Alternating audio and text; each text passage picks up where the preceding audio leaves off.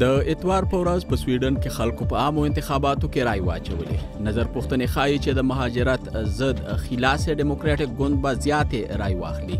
یوه میرمن د خپلې رای اچونې وروسته هیلهمنه ده. زه هیله لرم چې هر څه به سم وشي، خو نظر پوښتنو ته په کتو سره ناارامي احساسوم. په سویډن کې د انتخابات له 1.5 لکو زیاتو کډوالو ته د داخلېدو د اجازت وروسته کیږي. په دې کې زیاتره افغان او شامي کډوال دي. د استرالیا پولیس چارواکو د اتوار په ورځ وویل له پرت ښار سره نږدې سیمه کې یې د یوې ښځې او ماشومانو په شمول د 15 تنو مړي موندلي دي. په استرالیا کې دا ډول پیښې ډېرې کمې کیږي، خو سږکال د مۍ په میاشت کې هم 7 تنه په ډزو وژل شوي وو.